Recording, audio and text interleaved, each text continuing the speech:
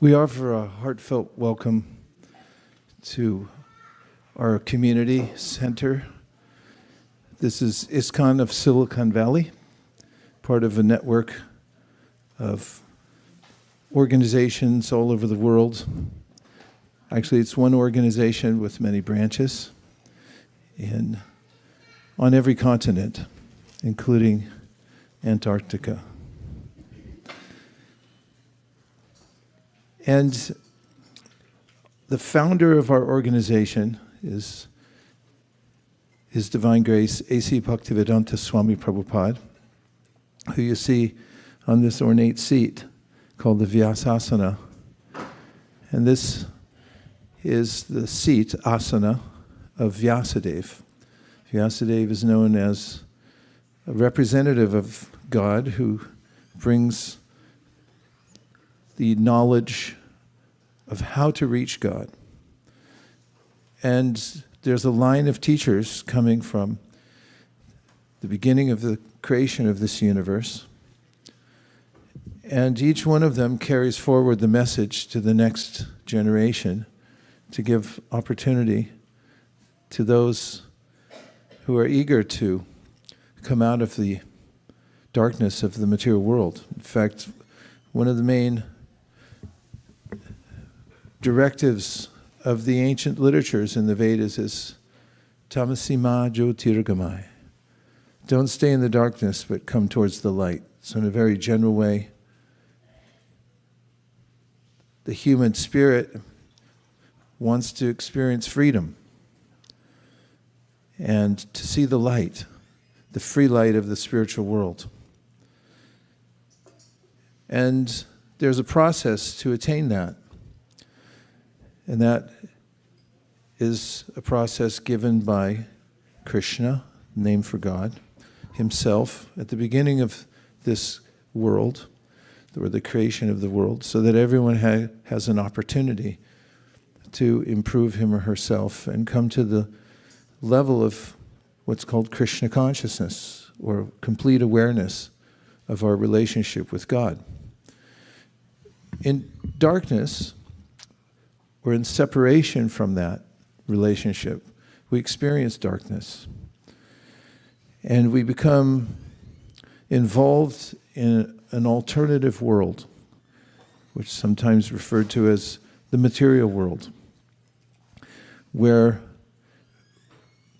we are subjected to the laws of nature. Most obvious are birth. We didn't ask to be born. We were compelled by our previous activities to take a birth. Then there's disease. Nobody likes to get sick. In fact, we spend much of our lives trying to avoid that. And then there's old age, which comes of its own accord, and then, of course, death. And in the Bhagavad-Gita, which is the prime text, a summary of all the teachings of the Vedas, all in one book with 700 verses, which was spoken directly by Kṛṣna about 5,000 years ago. He mentions the anomalies of the material world, janma mrityu jara vyadhi dukkha doshana darshanam. So the material world has these faults. And one might ask, is there a root cause of all suffering? That would be nice to know, because then if we could identify what that is, we could perhaps find the remedy for it. Oftentimes we find that when we don't feel well and we go for help, diagnosis doesn't necessarily come easily. Sometimes people don't feel well, but they don't know why, and nor do the medical professionals who look at us. They might not be able to say. But when they do diagnose, and then they say, not only can we diagnose, but we also have the cure, the remedy. That's a bright moment, isn't it? if you've ever had that experience, and generally speaking, anybody with a material body has had this experience, that something goes awry and you're in some kind of discomfort, and then you go to various health professionals, and some have theories, but they're not quite sure. But then when you meet one who says, no, I know what it is, and I'm very sure I can cure this, it's a bright day, because you know you found the right person, and the person has the cure. What if there was a way to cure all the anomalies of life? There was a root cause that one could identify, and there was a remedy for it that's available. That would certainly be a bright day. In this regard, one of the great teachers of the tradition of Bhakti Yoga, in fact, the one who brought it to the world most prominently, is known as an incarnation of Krishna, or Krishna himself, who appears after he appeared 5,000 years ago in the Kali Yuga. We're in a particular age right now where spiritual life is often confusing for people because so many different opinions, and what's more, we're busy. And because of being confused about which path to take, and also being busy with lots of other things, it's very difficult for many people to take up a spiritual practice. So Krishna comes near the beginning of Kali Yuga, this particular age, as Caitanya Mahāprabhu, and he gives the teachings of the Bhagavad-Gita again, and he shows how to follow them in the present age. And he gives a prescription. And in talking about the way one might feel when one comes in contact with a doctor who knows the cause of our suffering and also has the medicine at hand, in fact, in a little black bag. Doctors carry a little black bag. He told a story to one of his students that once there was a man who was suffering because he didn't have any means, nor did he have any prospect to have means in life. And his life was gloomy. And in a depressed state, he didn't know what to do. But one day he met an astrologer who was world-renowned. And in those days of yore,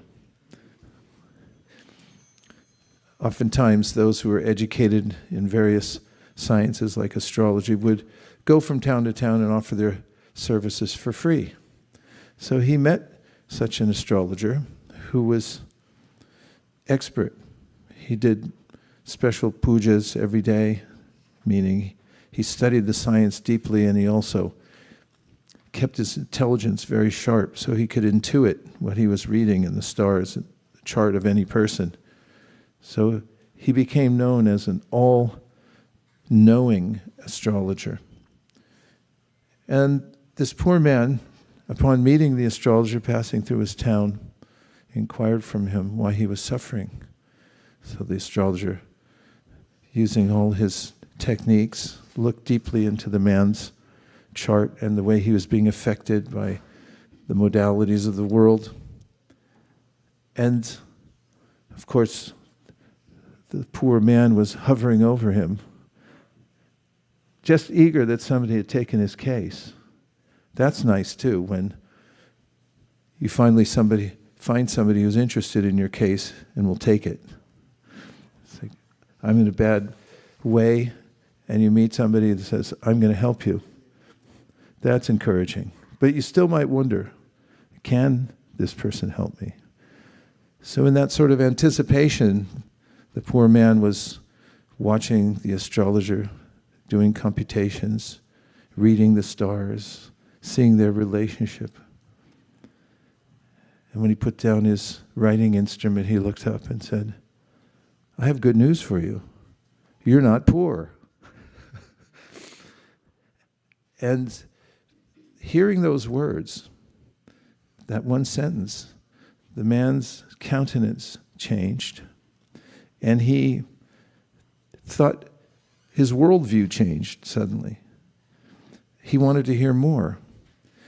And the astrologer told him that, according to my computations, which are never wrong, you are estranged from your father. He died in a distant place, and although you've had no contact with him, he was a very wealthy man. And he left you his entire fortune.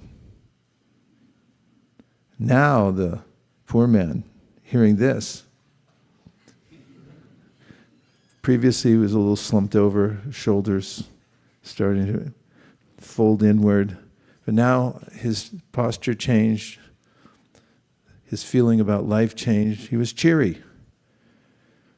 And Caitanya, who was teaching his student, but through this story said, how long does it take for a poor person who finds out that he or she is actually rich to change their mind about life?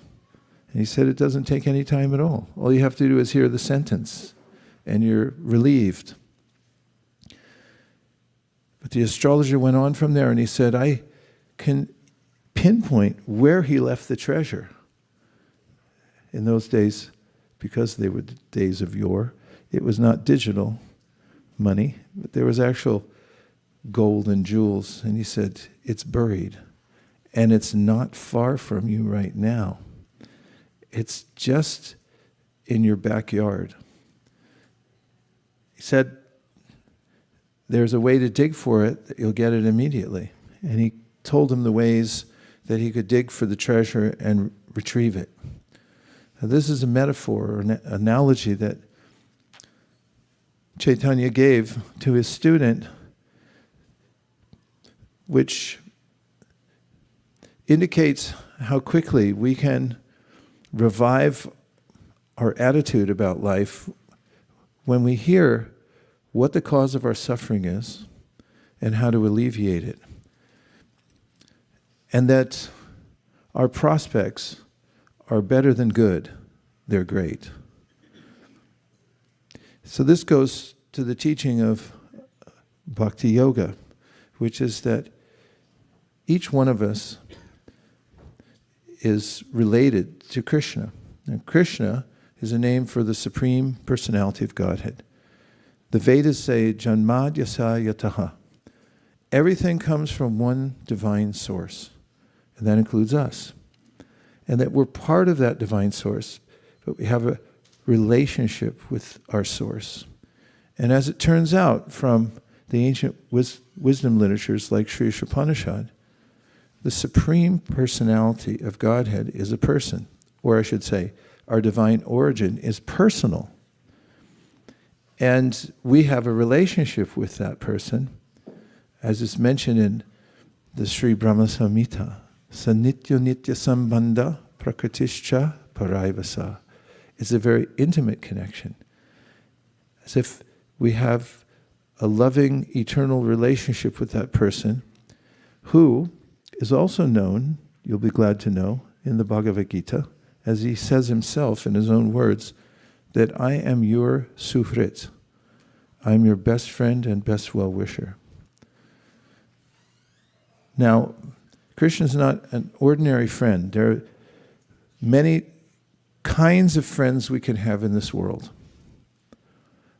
I know that companies often advertise that they want to be our friends. United claims to fly the friendly skies. And they do try to maintain a friendly countenance when you fly on United. But if you don't pay them, that friendship is short-lived. And there are other kinds of friends in this world who are true blue friends, but things can change. Sometimes even family members where there's deep friendships, and relationships can change over inheritances. I've heard many times that someone in the family gets left out of the inheritance, and then there's a sense of enmity, and what was friendship before then becomes a contentious relationship. And so, friendships in this world, although very desirable, can change, and they can also come and go. We can have friendships and we can lose them. But Krishna is eternal, and we're eternal, and our friendship with him is eternal. And it's only to be discovered.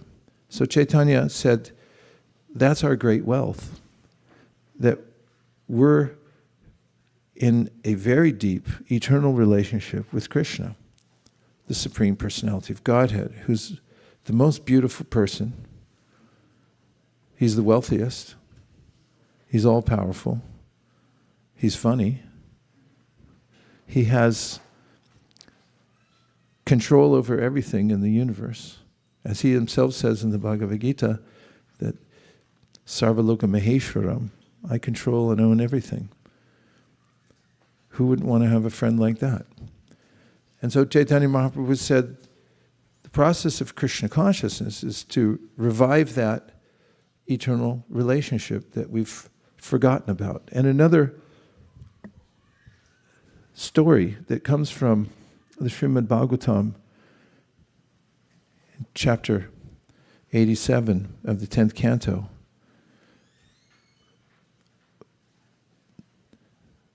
The Vedas, which have many branches, are also personified. That's why that chapter is called Prayers by the Personified Vedas. Wouldn't you like to meet one of them? Next week, one of them will be given class. Everyone should show up. So they give their viewpoints from their particular section of the Vedas. And one of them tells about our relationship with Krishna with another story, which is similar. Or as they say in Thailand, same, but different. And that is that there was another poor man leaning on a fence post, wondering what he was going to do with his life because he couldn't get anything together. And he felt a victim that he didn't have anything in this life. When a passerby stopped to engage him in conversation, it was probably Krishna Saka on traveling Sankirtan in somewhere like Montana, and asked him why he was leaning against the fence post and why he looked so glum. And during that conversation, while the man was singing his tale of woe, weal and woe, had a tale of weal and woe, and doesn't everybody in this world? Do you know what weal and woe is? Better look it up. Weal is spelled W-E-A-L, and woe is spelled W-O-E. Weal and woe. Everyone has a tale of weal and woe, so much so that Srimad Bhagavatam says there are many types of oceans in this universe. There's one specific ocean in this universe that you may not have heard about, but it's an ocean of tears. And where do they come from? The feeling of weal and woe within the heart of every living being. Everyone has something to lament here, something lost, a loved one, lost property, or feeling victimized in life. And from the crying of every living being in this world, even animals cry. All those tears accumulated form an ocean. So that's how that man felt, leaning against the fence post till he met Krishna Saka. And then Krishna Saka, in his normal jovial way, pointed out or noticed around the man's neck was the top of a necklace. And he thought, that doesn't seem to match the rest of his disheveled look. After all, the man was grubby, unkempt, his clothes shabby, and definitely his countenance was downcast. And when Krishnasaka asked him, "Oh, what's that around your neck?" the man seemed surprised. "What around my neck?" And then he reached for what Krishnasaka pointed to, and he pulled out a necklace. And at the end of the necklace was a jewel that was so bright that Krishnasaka had to cover his eyes. It was so effulgent. And asked, "What is that jewel? I've never seen anything like it." And then the man remembered, "I received this jewel many, many years ago as a family heirloom passed down to me from my family, and they told me it was of inestimable value. And all this time it was around my neck, and I was going on with my life, absorbed in weal and woe because I couldn't ever get ahead. And I forgot that this had been bequeathed to me all those years ago." So the personified Veda said, this is the situation of every one of us. We are literally the same in quality with God. God is eternal. He's all-knowing, and we have the similar qualities, only in minute quantity. But our greatest asset is that we have an eternal relationship with Krishna, the Supreme Personality of Godhead. How far away is it? The Śrī Īśopaniṣad says, "Tadejati tanajati, tadure tadvantike, tarantarasya sarvasya, taru sarvasya bhayataha." The Lord is very near as well, but for those who have forgotten, He's very far away. They cannot conceive how far away, they can't even conceive of God at all.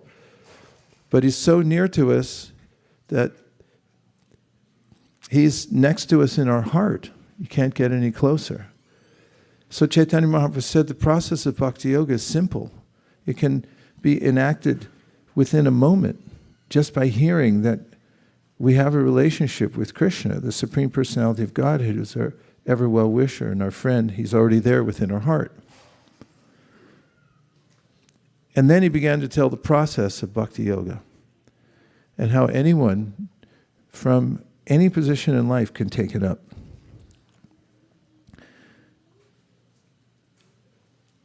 He described that the reason that we suffer is when we forget God, there's a darkness that envelops our life. And we've had experience of this just in this life. What is weal and woe? This could be intense, so brace yourselves. They don't even want to give us a microphone because they're afraid of how intense this definition may be. They're doing this for effect.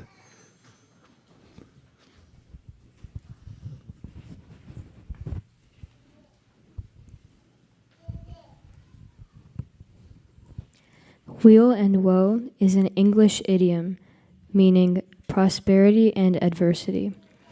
Weal refers to a state of well-being, prosperity, or the common good, coming from Old English weal, and wella, meaning wealth, worldly riches, and later welfare, well-being. Woe refers to great distress, sorrow, or calamity, originating from the Old English exclamation, wa or way, a common expression of lament. Of lament. And this is what Caitanya Mahāprabhu described in the Sanskrit language as bhoga tyaga. That we get something with our hard work, and there's an idea that we're going to enjoy it, but the idea and the real enjoyment comes 2 seconds before we get it. But as soon as we get it, we start lamenting. And then we move back into tyaga. We want to give it up and try to find something else. So Mahaprabhu Caitanya taught that there is a process through which we can rediscover our relationship with Kṛṣna. And he also said there are practical ways to understand why we're suffering, there is a root cause for all suffering, and there's a way to alleviate that suffering permanently and completely and immediately. But since we've run out of time, I won't be able to discuss it in this talk. Thank you. Should I continue? Yes. All right. So, as Caitanya Mahāprabhu taught to his student, Rūpa Gosvāmī, the main cause of our suffering, or the root cause of all suffering, is because of karmic reactions that we're getting for being out of harmony. Now, I was beginning to speak about disharmony and the darkness it causes, or a disconnection with Krishna. We can experience in this world, if you've ever been in a situation where you ignored somebody or somebody ignored you. Even in fleeting instances, in my neighborhood in Burlingame, people sometimes walk down the sidewalk, and it's a very narrow sidewalk, so if you happen to pass somebody going the other direction, you have a choice to make. Will you look up and make eye contact with that person? Yes or no? Yes. Really? Okay. Did you ever give it a second thought that maybe I'll look down and I won't look? Yes. Have you ever been in an elevator and there was only one other person in it with? And did you have to decide, am I going to look up and say hi or look down like this? Consciousness is that which cannot be denied. Because even denial is an act of consciousness. And God cannot be denied. Now, when we deny or we neglect or we ignore another living being, a kind of darkness envelops us. When you stand in an elevator car and you're unsure, so you don't look up, and you know there's presence of another soul there, and you don't look up, this kind of darkness comes in. Or when you pass somebody and you pretend they're not there, you look down, or you look the other way. Or what to speak of, if you've ever been with somebody that you live with, and then one of you decides that he or she's not going to talk to the other one. Have you ever heard of that before? Even for 5 minutes, everything's suspended. There's a paralysis in the environment. Like, such and such is not talking to me. Or I've heard many times in families, oh, I haven't talked to my brother in 20 years, somebody says. And how do they feel? Suspended. There's a patch of darkness within their heart because of ignorance. Ignorance means ignorance. You ignore that which is real. And that's the condition of the whole material world. The material world is an emanation from Kṛṣna. Kṛṣna is directly within our heart. But I'm do. Whatever I can do, I invent a game where a man gets a flat stick, a stick with a flat part at the bottom. And then we'll come up with some kind of rubber ball, and then we'll have the other guy heave it at the other guy, and then see how far he can hit it, and then run around. And we'll throw in a uniform and then advertise it on TV, and people will come from miles around. Do.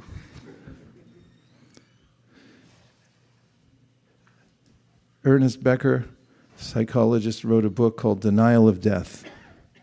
He's a psychologist. His theory, which he goes about proving throughout his book, is that all of the human activities are generally devices by which humans can forget about death, forget about the dark patch in life, and try to gloss it over with some instant stimulation, running around a base pad, hitting a ball with a stick, everyone cheering when it goes over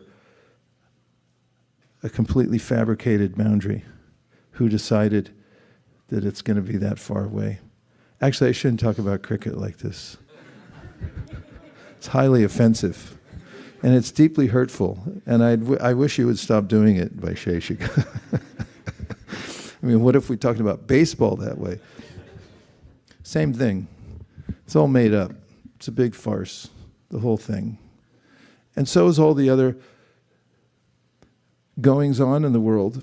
Unless there's some connection to the Supreme, there's a darkness that envelops the world. And in that darkness, we forget about what's right and wrong. In the Bhagavad-Gita, Krishna says there is a right, there is a wrong. Wrong means you're going towards the darkness. Right means you're going towards the light, which is Krishna. And when you go towards darkness, then there's repercussion. Your consciousness becomes dark. And there's dark ways in which you relate to other people. Heartless ways. And what about animals? How could one even think of harming an animal when one would think that there's a divine soul within and God's there next to him within his heart? Therefore, in the Śrī Īśopaniṣad it said, Yastu sarvāṇi bhūtāny ātmany evānupaśyati, sarva-bhūteṣu cātmānaṁ. That when one becomes aware of God, is looking towards the light and seeing God's within everyone's heart, and every relationship and every living being has a relationship with God and with me, then I don't hate anything or any being. What's more, I show respect everywhere. And when I don't show respect, when I ignore what is reality,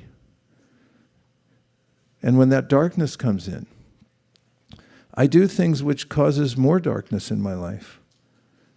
Some people call it sin. We call it vikarma, or missteps that entangle us more and more in darkness. And so Caitanya Mahāprabhu, in teaching Rūpa Gosvāmī, said, as soon as you turn towards the light,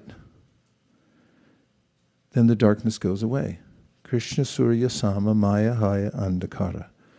He said, ignorance is darkness, and Krishna is light. And when you turn toward Krishna, then the darkness goes away immediately. And the reactions to activities done in darkness, which cause more reactions, called karmic reactions, become so plentiful, not a good word, become so numerous that we can't experience them all in one lifetime, and they're carried over to the next lifetime, next lifetime, next lifetime. And this has been going on since a time immemorial. And it's a process of suffering from one body to the next. So Caitanya Mahāprabhu said this chain of suffering caused by these reactions to ignorance can be immediately stopped by taking to the light. It means turning towards Krishna in what's called devotional service. And he quoted from the most valuable book for those who are eager to come into the light, called the Śrīmad Bhagavatam. This is the book that points us directly to Krishna. And there, he gave a verse, Pada pankacha palasa vilasya bhakta, karmashrayam gratitnu, ukratayanti santa, tadvanda rikta matayo yatayo pirudha shroto ganas tamaranam bhajavasudevam. That when we try independently to hold back the reactions to our previous activities that were done in darkness, in ignorance, we can do it for a while, but sooner or later they'll become like a wave that carries us away. We'll go back to what we were doing before. But when we turn directly to Krishna, which is what Bhakti Yoga is, Bhakti Yoga means to go back to our original source and to become fully aware that we have a relationship with our original source, who is Krishna. And we begin the process of bhakti yoga by hearing about Krishna and chanting about Krishna. That brings the light directly into our heart. And therefore he said, that light that comes directly into our heart has the power to sever the knot. It's a mixed metaphor, but the fact is that we have a knot in our heart, which is all of the previous ways that we've been confounded by the material world and acted in a wrong-headed way that have formed this convoluted mass in our heart. And all of that can be destroyed by the direct process of Krishna consciousness. So Caitanya Mahāprabhu said, this is why when you take to the process of bhakti yoga and the reactions to previous activities known as sin or karmic reaction are immediately destroyed. And therefore you feel relief because you're no longer under the pressure of those previous sinful reactions in your heart. They're alleviated immediately by the process of bhakti yoga. And therefore, the first symptom of those who take to the path of bhakti is freedom from distress. Because we know what the root cause of distress is, and it can be alleviated immediately by bhakti. And the most available process is what's called sankirtan. The process of sankirtan means that you remember the Supreme Personality of Godhead, Krsna, by chanting his names. What's more, the name of Krishna is exactly the same as Krishna. There's no difference. Actually, there is a difference. If I may contradict myself mid-sentence. In the teachings of the primary disciple of Caitanya, he gave a poem in which he said, okay, there's no difference between Krishna and his name. No, but there is a difference. He says that. The difference is only that the name of Krishna is more merciful than Krishna himself, even though they're the same. Because if someone has been enveloped by darkness, having forgotten Krishna, and is so far afield from Krishna in any of the ways that one could be in contact with him, memory is completely gone. Just by hearing the name of Krishna or saying the name of Krishna, then one comes directly in contact with Krishna. One's previous sinful reactions are destroyed, and one is firmly situated on the path of devotional service. And this can be done by chanting the names of Krishna. Therefore, the Srimad Bhagavatam, which I referred to before, says that the primary process in the Kali Yuga, and the process through which you can destroy any amount of the accumulation of what's causing us any distress in this world, the darkness caused by forgetting Krishna, that darkness will be lifted. If you're using the metaphor of a knot, the knot can be cut by the process of chanting Hare Krishna. So that's our primary practice here. And this is what our founder and Acharya, or the teacher who's brought these tenets of Bhakti Yoga to the world, to the light in the world, did when he came to America with the mission of giving people the opportunity to take to this direct process of seeing and being with God. And that is chanting Hare Krishna. He did it in a park in New York City because he wanted a double-blind study. He figured he'd come to a pristine place to start the experiment where no one had ever done it before. So no contaminated site, petri dish fully sterilized. He started in a park in New York City by himself with the simplest of implements, just a little rhythm instrument, and he kept the rhythm going for a couple hours every day, and he chanted the mantra, which is a prayer to God, and it's also God's names. And just by doing that, people began to gather around. And you see pictures from these days in New York City, circa 1965, 1966. And after a while, people spontaneously began to dance. Why do you think that is? Because they were hearing and chanting the name of Krishna, and the reactions to previous karmic activities, vikarmic activities that were in their heart, the darkness that was there, it just naturally cleared up.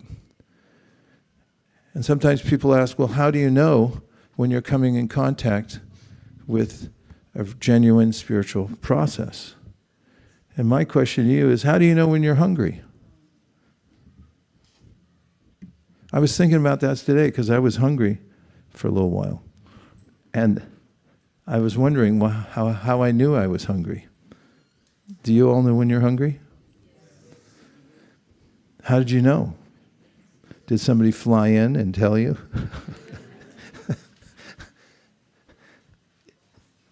Most things you just know. And when you come directly in contact with Krishna through his name, he reveals himself. And somebody said, how do you know you're directly in contact? You just know. Similarly, someone may say, how do you know when the sun came up? Well, it's kind of obvious because there's light. And it's kind of obvious to us too, all of us, when we chant God's names, there's light. The light comes on. But there's more happening. You know, when you go out in the sun, there's a lot more happening than it just feels warm. There's also vitamin E, I'm told. Right? Vitamin D. There's vitamin D. And there's implications from standing in the sun beyond what we can see by our eyes. And so in the teachings of Caitanya Mahāprabhu, he said, when you chant Hare Krishna, you may not even see all the effects with your eyes. And that's why one summer, about 6 years ago, I wrote an essay called Sunshine on a Cloudy Day. I know I stole that from a Motown artist who sang a song, I've Got Sunshine on a Cloudy Day. Does anybody know the song? One person. If I sang you some Bollywood, you might know. And the reason I wrote it was because I wanted to make a comparison to the chanting of Hare Krishna and what I experienced in Golden Gate Park. Because we were getting ready for Rath Yatra, and I was helping to set up the booth for books. And because it was a very cloudy day, I didn't wear a hat. And the next day I was severely sunburned. So I looked it up on the internet, even though I knew. I just want to confirm, and it said, even on a sunny day, the ultraviolet light comes through, enough to burn a fairly light-skinned American from Lafayette, California. And I thought about the ways Caitanya Mahāprabhu said, even if you don't perceive all the effects you're getting from chanting Hare Krishna right away, just wait and see, because the radiation comes through. As Caitanya Mahāprabhu said, Nam Nam Akari Bahuda Nija Sarva Shaktis. You don't know this right now, but when you say God's name, so much light is coming through, and it's personal. It's coming directly from Krishna. And so this is the most direct process prescribed by all the greatest spiritual authorities that anyone can take to in Kali Yuga. And I have more good news, and this is the last thing I'll say. And that is that because this age is considered to be very, very bad, that's good. when things are so bad, oftentimes the authorities give a dispensation, like not right now, but oftentimes authorities give a dispensation to the public because they think everyone's so downtrodden, we should just wholesale give everyone the benefit of the doubt and help them out. And that's the way in universal affairs and the way when Krishna brings his message to the world in the process. Kali Yuga is said, Kalim sabhajiyantyarya gunagya sarva-bhūteṣu yatra sankirtananeva sarva-swarto bilabhite.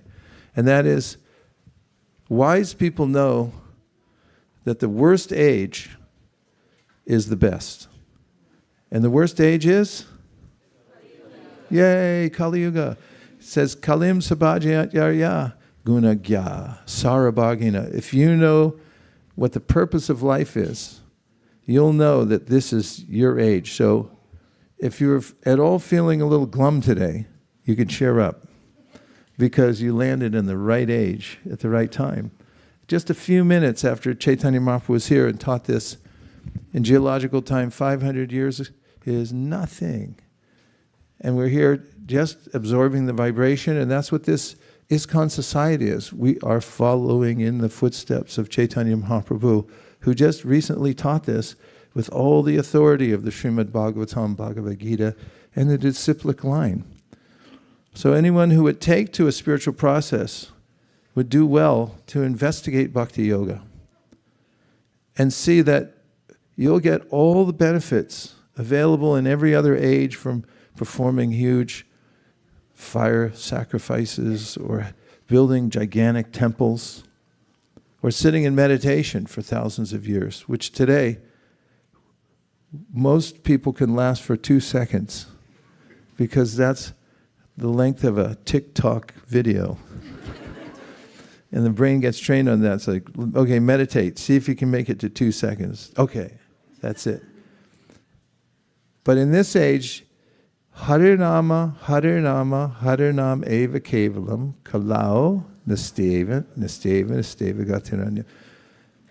Because nobody can believe it, that it's that simple.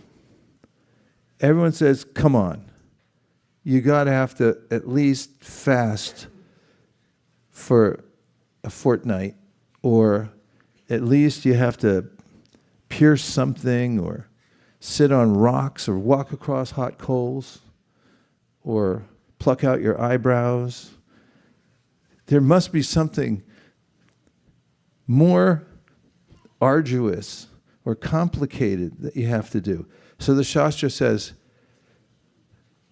I'm going to say it 3 times, just so you get it. Harinama, Harinama, Harinama, eva kevalam. There's only one process, absolutely positively, and that is chanting the names of God, chanting the names of God, chanting the names of God. That's it. 3 times it says it's, so catch our attention. So that's why we're called the Hare Krishna movement, because everyone hears Hare Krishna, Krishna Krishna, Hare Hare, Hare Rama, Rama Rama, Hare Hare. And that is the direct, concise, completely effective method that anyone from anywhere can take up. And by chanting Hare Krishna 1 time, Hare Krishna, it destroys more of the karmic reactions that you could commit in millions of lifetimes just by 1 time saying Hare Krishna. Hare Krishna. So Srila Prabhupada brought that process. He taught it in Thompson Square Park. It started from there. It spread all over the world. And now we'd like to see it spread all over, not just Silicon Valley, but the whole Bay Area. Because people are suffering. There are differing views about everything. It's more contentious time than ever in the world, any subject. And people are beleaguered. They're fatigued. They have fatigue from misidentifying themselves with the body. They have fatigue from trying to keep up with all the arguments, trying to figure out just how to survive in the world. And there's relief by chanting Hare Krishna. If you chant Hare Krishna, all the causes of distress within your heart will be obliterated. And that's a lot. Obliteration is a big deal. Once something's obliterated, it's really gone. And it's gone to the root.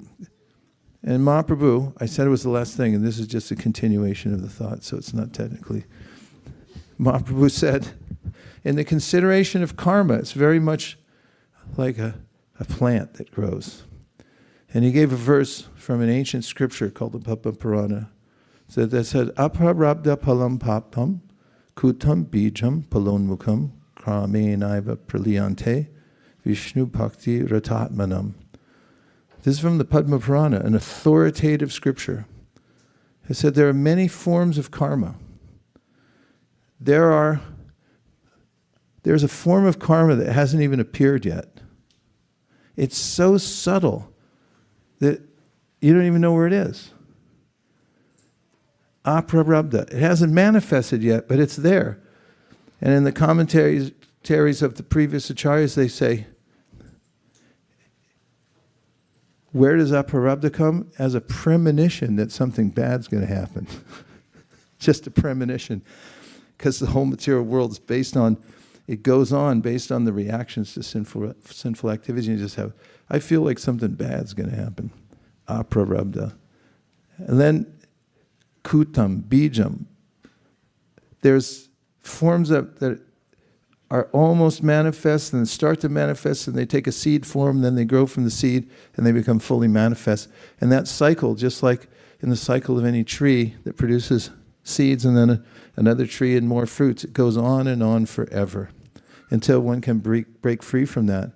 And the process of bhakti yoga, it cuts that process. So you become a free, liberated person eternally and break free from the cycle of birth and death in the material world. Ijo desu, the end of my talk. Thank you. Hare Krishna.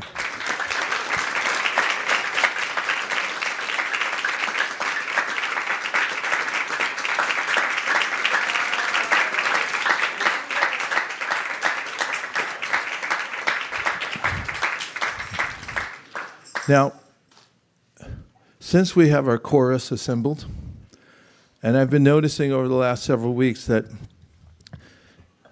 this is a really good chorus. When we're chanting together at this time during the week, I hear such a harmony in all the voices. And beyond the harmony, I also have feeling the spiritual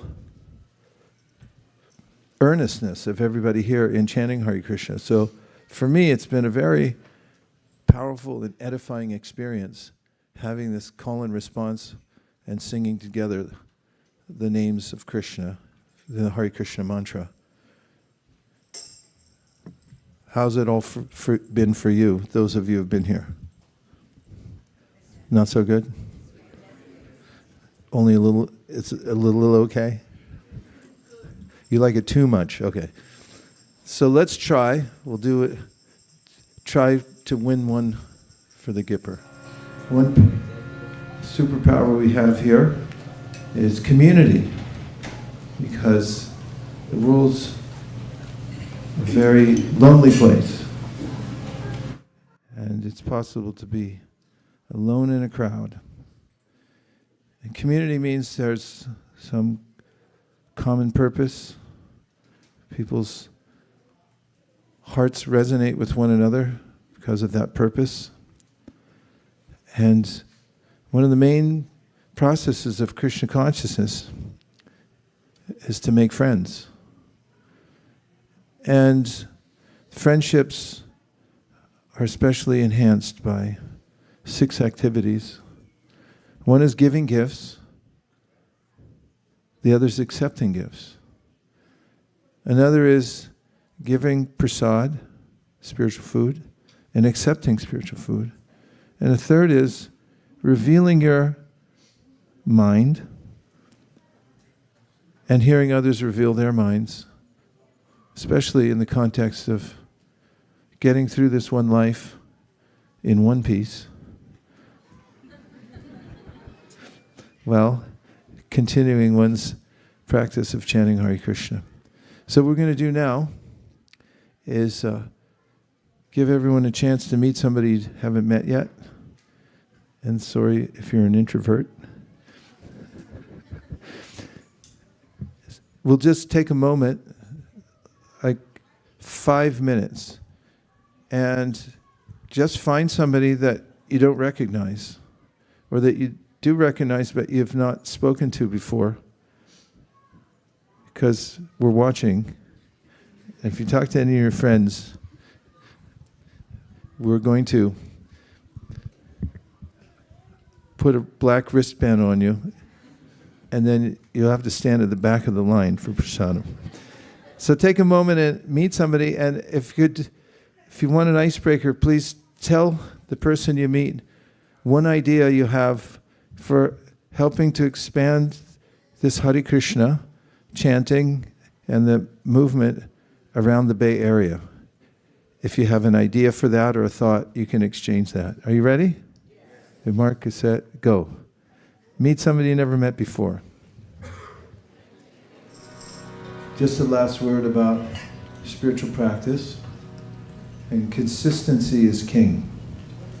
Quantity is not so important to begin with, because just as birds fly in the sky's unlimited, there's always further you can go.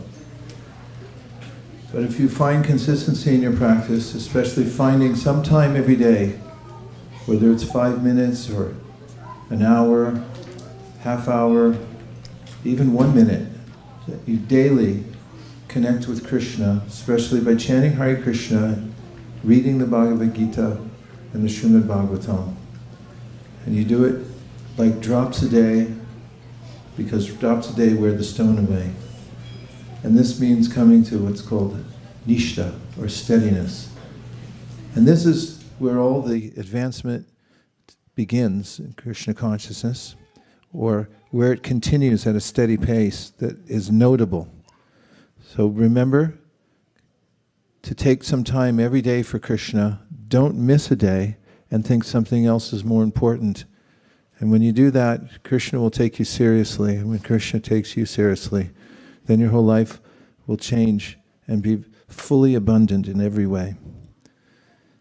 Dear Srila Prabhupada, dear Śrī Caitanya Mahāprabhu, Śrī Panchatattva, Śrī Radha Madan Mohan, Śrī Lakshmi Nrsingadev, if you so desire, please empower all of us here today to help expand this spiritual movement all over the Bay Area and beyond, so it becomes a shining example for the whole world. Thank you very much for considering our request. And everyone consider themselves recruited for the Sankirtan movement. Om Tat Sat. And everyone who agrees with this prayer in whole or in part, please unmute and say Hare Krishna. Hare Krishna. And now we have the best part of our program, which is the Hare Krishna dance party. And that means that we're going to move everything out of your way, including this rug and all the seats. You can put them back away. We'll reassemble here on the dance floor. There will be a harmoniist right in the middle. So just try to make a little space so that the harmoniist and anyone standing behind the harmoniist can have some space to play the instruments. And everyone feel free to move up close towards the altar. And also feel free to put your arms in the air when you chant Hare Krishna. And let all the birds that have anxiety, that have nested in your heart, fly away. We'll see you back here in 2 minutes. Hare Krishna.